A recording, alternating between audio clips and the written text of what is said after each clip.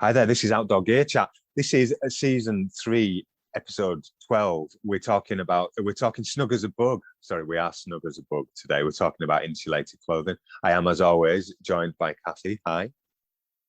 Hi, Wayne. How you doing? I'm all right. Thank you very much. Yeah. You? Are you snug? I failed actually. What I had planned to do and completely forgot was to layer up. So when you came on the screen, I was going to be sitting here just peeking out like Kenny from South Park. Brilliant. I just totally forgot. Damn! I can't believe that. I had it all planned. I know I'm almost as amused that you forgot as I would have been had you done it. I'm not sure I would have been able to talk if you'd done that. Actually, that would have been brilliant. So yeah, sorry, I think we might have forgot to do proper introduction last time. So Cathy, you're the owner of Climbers Shop and Joe Brown. So I forgot. I am. Yes. Right? And I'm just the gobby one that you talked to. What was it we said last season? Yeah, it was cereal. No, you're the cereal charity adventurer. That was it. Yeah. So more plans, more on that next season. I think it says winking heavily, but we'll big plans afoot on fundraising for Brave Day ahead. But yeah, let's very exciting and incredibly terrifying at the same time. But that's what life should be like in my view. So yeah, insulated clothing. Then what's our starting point on that? Layering up is probably a good starting point, really, isn't it? Yeah, the whole point of layers and for insulated clothing in particular is to keep you warm, and the best way of doing that is to insulate you from the cold outside. And the very best insulator isn't the clothing itself, it's the air that it traps. So air is the best insulator, and in particular dry air is the best insulator, because any air that is wet with either moisture from rain or moisture from sweat inside the garment, that's going to actually transfer warmth away from you, which we don't want. So you need to keep as dry as possible to stay as warm as possible, which is a very difficult thing to do. And that's why layers come into play. And we discussed kind of the sort of full layering side of things in one of our early podcasts back in the day, The Joy of Moisture Management. So there's lots of great top tips there. But if you're out in really cold weather, then you're going to want a lovely, gorgeous, puffy, warm jacket to surround yourself in to keep you toasty warm. So there's the two different types. Down, obviously using an animal byproduct of the meat industry, and synthetic, which is made pretty much all from polyester, and both of which can be recycled. Right, and then the polyester though, are we back to our old friend plastic, basically? Well, we are, but bearing in mind not everybody can use down products because of allergens.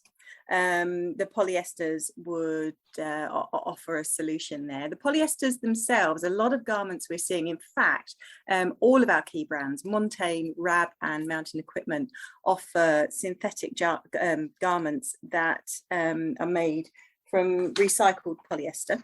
And they can actually be recycled again. So it's like a closed loop.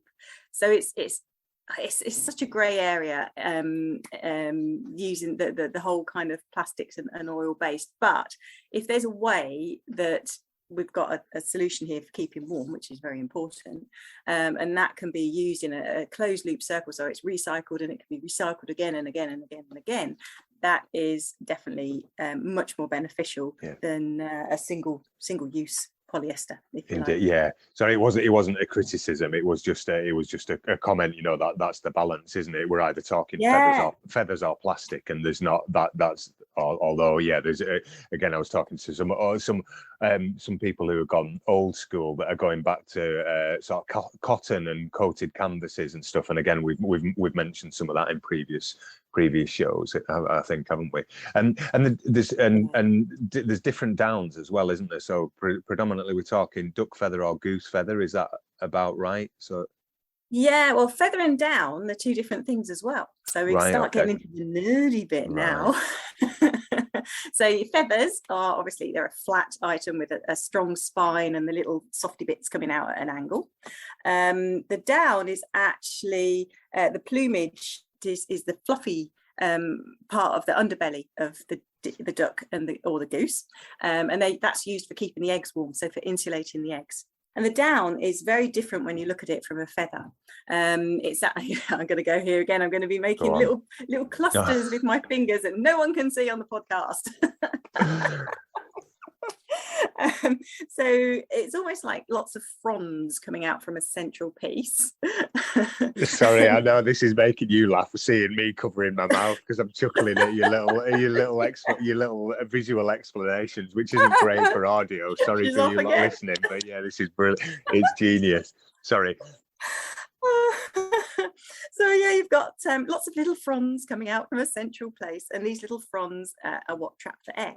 And a more mature bird will have more fronds in their down, therefore being able to trap more air. So this kind of gets into the realm of talking about loft, and it gets into the realm of talking about fill power as well. So we might just venture into that right now. Do that. So definition. Did we? Yeah, I think we mentioned a little bit in sleeping bags. I think, did we? About fill. Yeah, but silky. That was it. But and there's probably more information there again, so it'll be good to listen to both. But the fill power essentially is a number that you'll see quoted normally in the hundreds on either a sleeping bag or an item of clothing, anything down filled basically, and this gives you an indication of how much down is in the garment and how warm it's going to keep you. So so you get the weight of down in the garment, and then the loft is explained in fill power, and that's how poofy it is in general terms. The higher the number, the poofier the garment. And fascinating actually, because I was in the shop. Well, I was just down at the National Running Show, so I went in to pick up those leaflets from the shop the other day, and there was a customer saying what tog is the jacket. Yes. And there was a big explanation then that followed. Well, it isn't tog actually; it's about fill, and then that point came out. Yeah, because tog ratings are very, very relevant for duvets. But a duvet, of course, is a very big piece, flat item that lays across you on the bed when you're insulated underneath by a mattress. A tog rating is less relevant to a sleeping bag and to a garment because they are actually physically built to fit around you. So you don't see a tog rating quoted on down items for sort of use, if you like, for active use, or that have been designed to fit around you. It's the fill power that gives you the information that you need, and that fill power describes the amount of space 1 ounce of down will fill. So for example, a higher quality down that has more fronds, more filaments, will fill a bigger area. Therefore 1 ounce of high quality down may fill 800 cubic inches of space, and that's known as an 800 fill power down, a high quality fill power. And that higher number, as I said, will come off a bird that has lived longer. A lower number will come off a bird that's immature and not had much of a life, basically. So there's a cost element in that as well. That's why you'll see effectively a 4-season sleeping bag, if you like, for example, or a jacket hanging on the shelf of a similar poofiness, for want of a technical term, but there could be a huge price difference between them, and that's because of the quality of the down. And as far as the jacket's concerned, you need less weight of higher quality down to make a warmer jacket or an as warm jacket, so it'll actually squish down much smaller, and it'll be a lot lighter as well in your pack. So that's where your investment is. Wow, that's a massive learning point for me there. I never understood that before. That's fantastic. So I guess there's a point for the next question that leads me into waterproof as well. So I've why aren't insulated jackets usually waterproof, and can you get water resistant, or is it hydrophobic down? Is that the right term? Yeah, that's a term that comes in. You've actually sort of covered 3 areas there, and I'll answer that in 3 separate answers. No, it's fine, because it's perfect. It's questions that we get asked in the shop all the time, and understandably, a lot of customers come in and are scratching their heads saying, well, why isn't this jacket going to keep me dry? Why isn't it waterproof? We do sell waterproof insulated jackets, and they are ideal if you're going on a cruise to the Arctic to stand and photograph penguins. If you are standing on a touchline in a brutal British damp winter morning and not moving, and the key there is not moving. A waterproof insulated garment is ideal if you are not moving very much, and if you're going to be out when it's very, very wet, it is likely to rain if it's just on the cusp of freezing. And the reason being is to make a jacket waterproof, on any down jacket, you'll see there's lots of seams, and that's because of the baffles. And the baffles are there, all those seams are there to keep the down in place. If you didn't have them, you put your jacket on, all the down would go down to your wrists, and you'd have toasty warm wrists and freezing cold shoulders. So all of the baffles are there, and that's an awful lot of seaming. So to make a garment waterproof, all those seams need to be sealed, and that brings in a huge cost element. And it also brings in a weight issue as well. So a waterproof down jacket will be considerably heavier than a non-waterproof down jacket. Generally speaking, if you're needing a jacket of that kind of level of warmth, you're going to be in a snowy, cold environment. So a snowproof jacket is far more cost effective and makes much more sense, because if you're moving about and generating any heat, what you don't want is sweat building up inside, which it would do again if it was a waterproof garment. It wouldn't allow moisture through anywhere near as efficiently as a snowproof or a non-waterproof jacket. So you want in a garment that's snowproof in extreme cold, and that is going to allow for some breathability if you're moving around, and that makes for a much more versatile jacket, of course, as well. If you're in our British climate, where it's what was it today? It's January when we're recording this. It's touching double figures outside. Next week potentially it could be snowing slightly. Who knows? But if you've bought yourself a gorgeous, expensive waterproof down jacket, how many weeks of the year are you going to be able to use that in the UK? Whereas if you invest in a slightly cheaper, lightweight jacket that you can put a waterproof over the top of when you need to, then you've got an item that actually you can use in your layering system, and that's compactable and lightweight enough to carry in your pack as well, just to throw on when you stop, and just to keep you warm while you're having your sandwiches, or if you're on a belay or something like that as well. So you've got a lot, by buying a down or an insulated jacket that isn't waterproof, you've got a lot more versatility, and you've got a garment that you can use a lot more frequently than something that's going to hang in your wardrobe for those like week a year that you can use it, perhaps.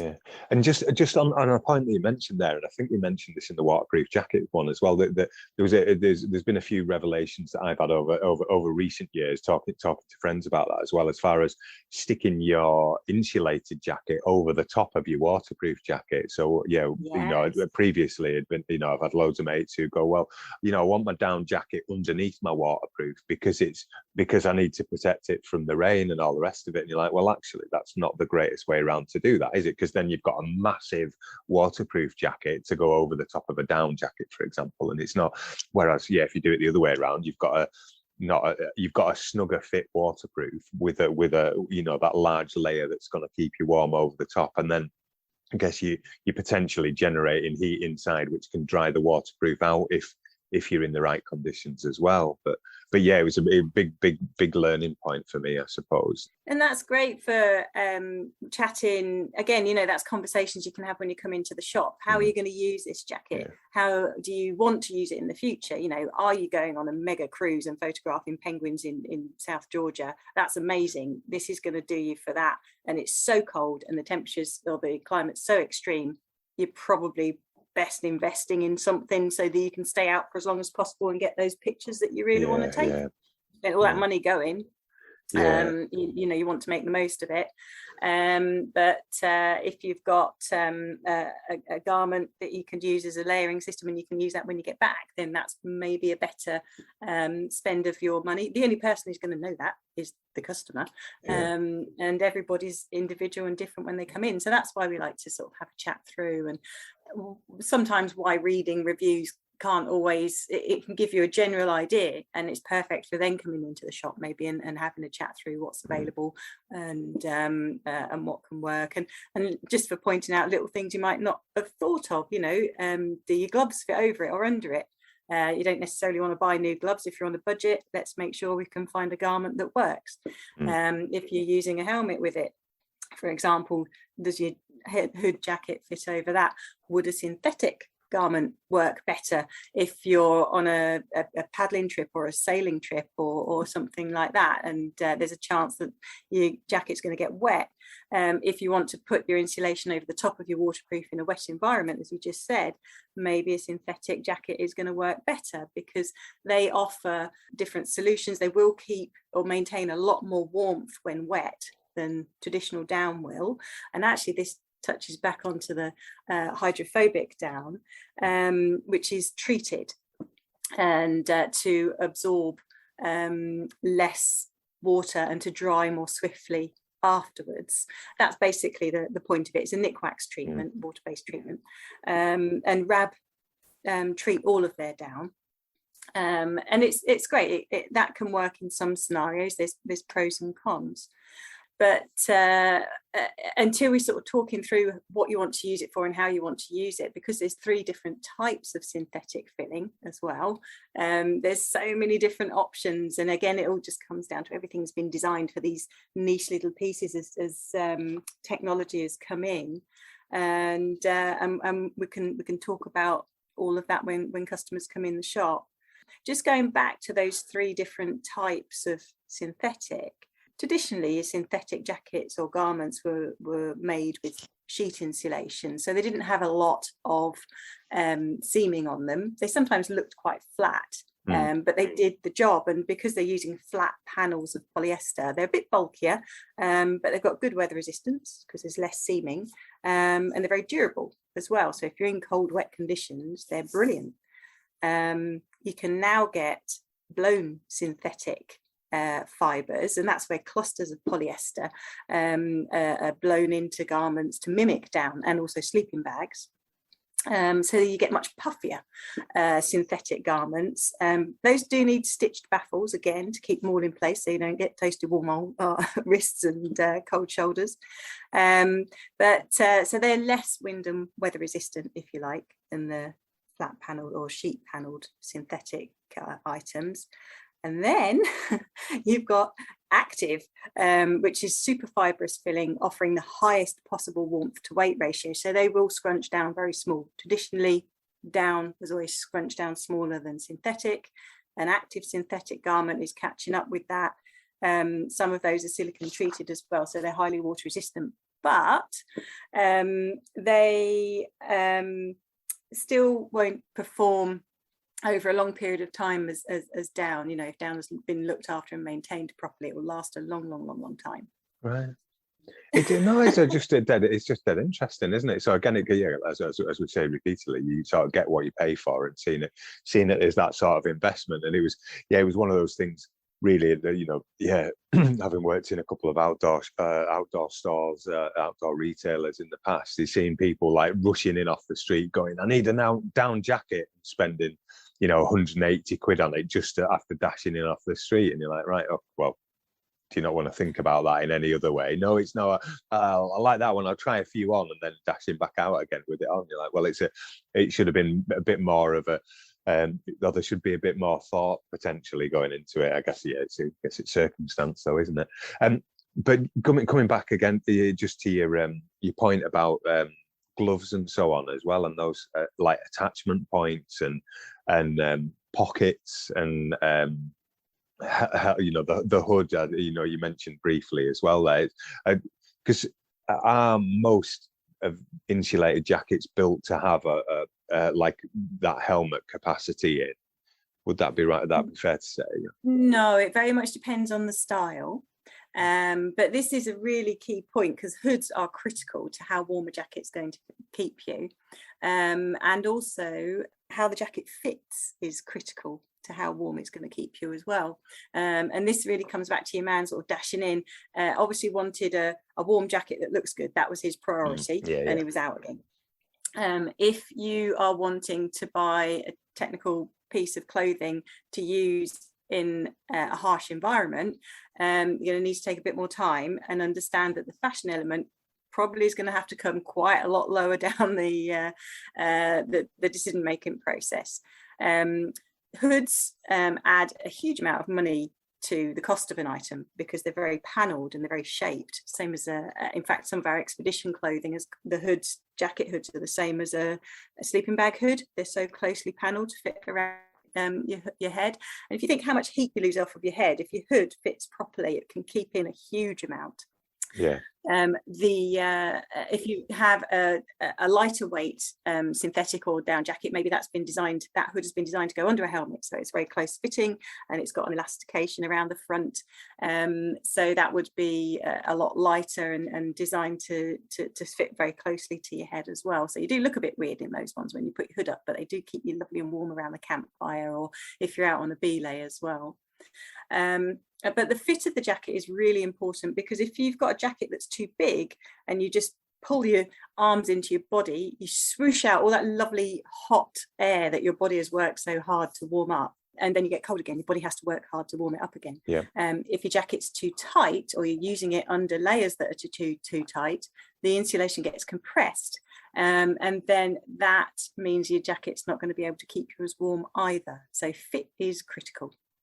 Awesome. Yeah. And again, that comes back to spending that time talking through with people in store. Yeah, and just an important one on fit. I know you've done.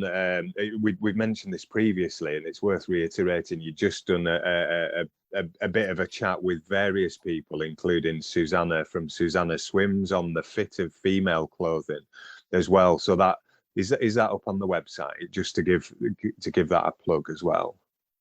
Yes, it is. That is up on our both our blog page on the Climber Shop online shop website, and it is also available on our Joe Brown Outdoor Academy website as well. And on our Joe Brown Outdoor Academy website, there is also an article by Montaigne sponsored athlete Rebecca Coles about how to keep warm in extreme cold conditions. So that's actually worth a read as well. There's lots of good tips there about your head, your feet, and your hands. Brilliant. Yeah, I guess the point for mentioning the one that you've done with Susanna particularly was that looking at female sizing in outdoor clothing, and colours and as well, and that you are talking to manufacturers, suppliers about some I don't know what the diplomatic term from my perspective is, some disparity in that. Would that be fair to say? Yeah, it's been very, very, very well received, actually. Yeah. All of our suppliers have taken that discussion on board, and are all actively changing their some of them are changing their size offerings, some of them are completely repatterning. There's all sorts going on behind the scenes, because of course a lot of the outdoor technical clothing designers are ladies as well, and that's often forgotten. But there's a huge amount of input, and it's just hit at the right time. Actually, it's just hit at the right time. There's lots of exciting stuff, but with our industry, things don't happen quickly. So it won't be until I think we'll be stocking up to size 18 from next spring. And from the following winter onwards, there'll be more changes again. Wow. So, and by next spring, do you mean 2022? when we Oh yeah, recorded this, sorry. 2020. No, Yeah. it was just a point of clarity. It wasn't. So we'll be So the next season that literally that we're going to be coming into, it'll be 2022. You'll be having, it's just an amazing piece of work, and I just thought it's just important to mention and plug that as often as we can get it in. Really, it's it was a great it was a great planets aligning piece. I felt that all happened around a similar time. So you mentioned recycling earlier on, both from a synthetic and a down garment perspective as well. And I guess increasingly we're seeing companies now that are going as far as recycling plastic bottles or race T-shirts, and breaking those down and then manufacturing something brand new out of them. But what sort of brands are we talking about? What stuff can we see? Yeah, there's some brilliant changes happening. RAB in particular have committed to becoming a net zero company by 2030, and they're making great strides. Mountain Equipment, Montaigne, equally, working hard, and all three brands offer a variety actually now of insulated garments that are made either from recycled down or recycled synthetic insulation. Some even have outer fabrics made from recycled nylons as well. So you can, as I was saying, you can get a fully closed loop jacket, which is brilliant. And all that information there is either available from our staff, or if you're buying online, it's all in the product description as well, so that you can identify those. And it's this season, this season we're starting to see different textiles come in. It's always very tricky with clothing for the recycling side of things, because it's very easy to recycle nylon now, it's easy to recycle polyester now, but once those two fabrics have coatings on to make them stronger, to make them more waterproof, to make them more windproof, that's when the whole recycling side of things becomes very tricky. But RAB also are using some of their jackets you can buy are made from entirely recycled shells, and also entirely recycled down as well. And they're also working to dramatically reduce the amount of plastic in their supply chain as well. So there's loads of great stuff happening.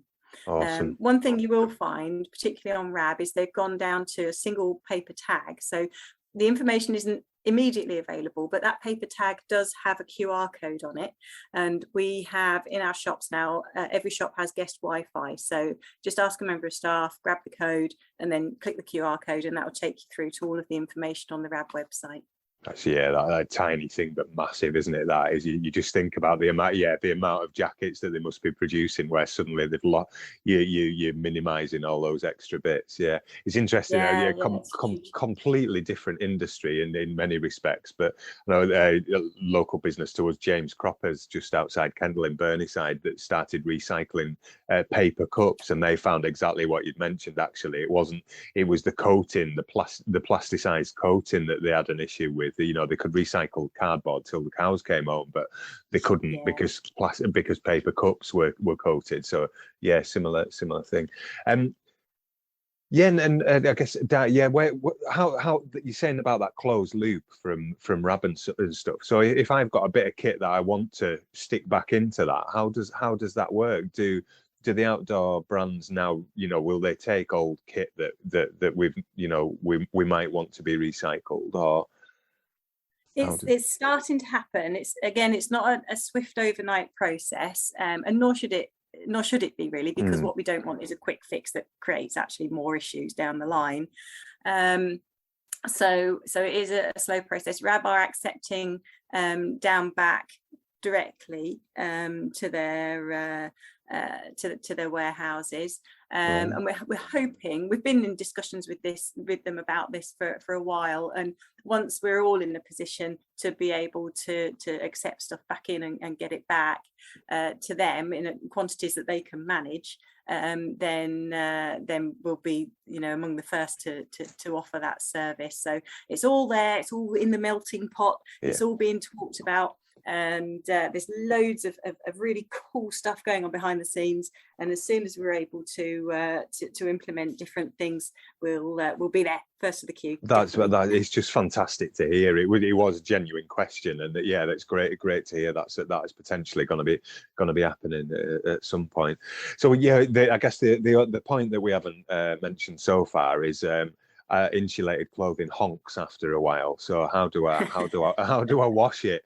Yeah, and I've had, I guess, with one of my sleeping bags, I think I might have mentioned in the sleeping bag one as well, I had a bad experience with washing it just because of my own incompetence. That's a fairly regular theme in these, actually, isn't it? My incompetence but yeah, how do I wash an insulated jacket then? I mean, synthetic, I guess, is relatively easy because you can almost just chuck it straight in the washing machine, but yeah, anyway, sorry. Yeah. If you look on the inside of every jacket, they'll have the little white silky label with all of the washing instructions on.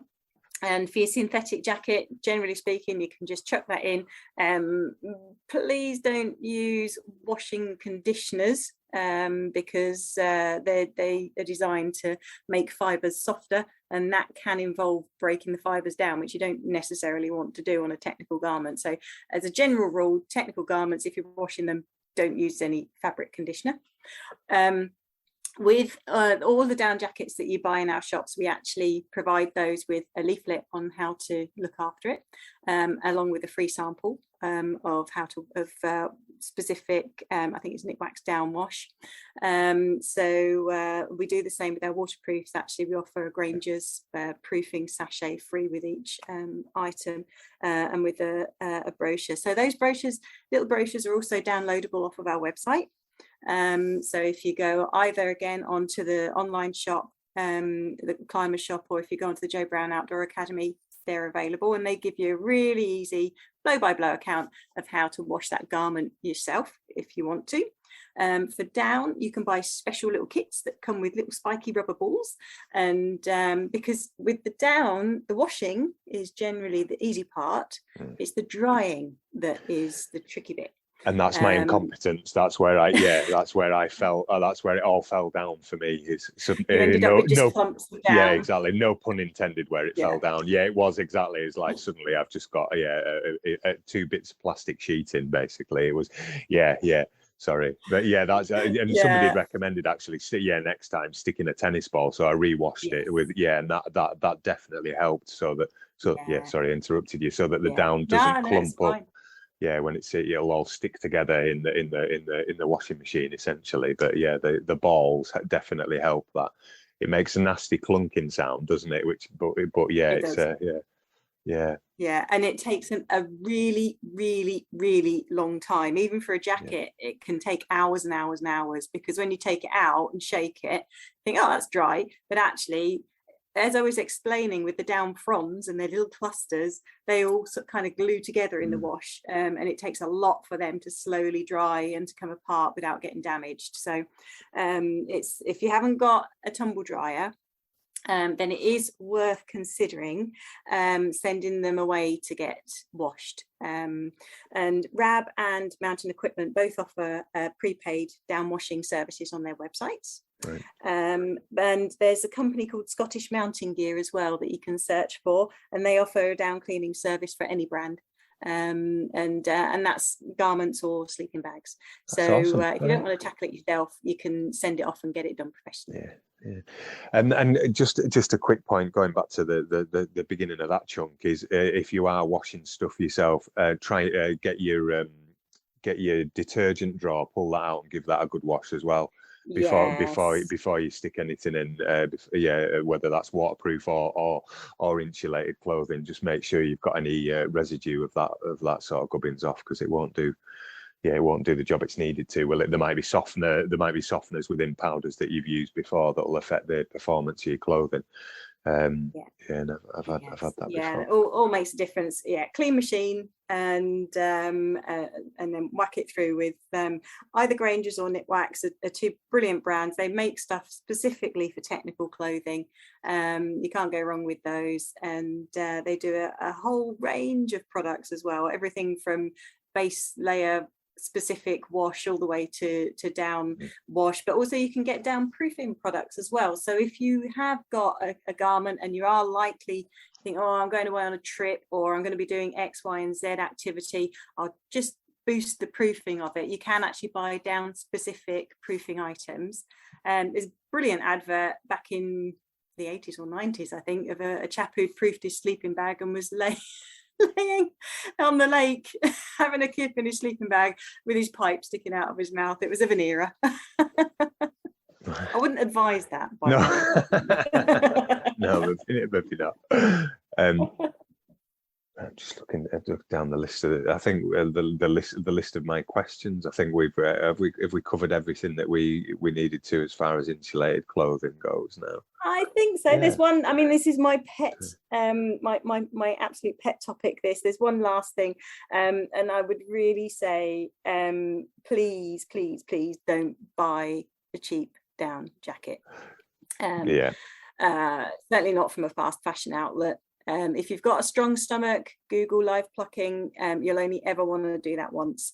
No animal should suffer for you to think, oh, I'll buy 2 of those so I've got 2 different colours. It's just diabolical. Please, take time, respect the animals that are involved in making your garment. If you prefer not to purchase animal derivative products, buy synthetic, recycled synthetic. There's some great options there. As with all things, quality items, again, if they're in our shop, they have to be something that we would use ourselves. We have a pretty high baseline, so they're good, and they're going to do what you want of them as long as you talk through and bought the right item. But looked after, they will last a good amount of time. Brilliant. Okay, so that was insulated clothing. Snug as a bug. Disappointingly, Cathy didn't dress up to be snug as a bug. But so yeah, I've been Wayne. Thank you very much for this. This has been Cathy. You can find loads more information on the JoBrownOutdoorAcademy.com website. There's huge amounts of information to delve into, and then with looking at our product descriptions, and there's also buyer's guides on our online shop, which is www.climate-shop.com. And we're back in the next episode talking about the history behind Jo Brown's and the Climate Shop. Yes, indeed.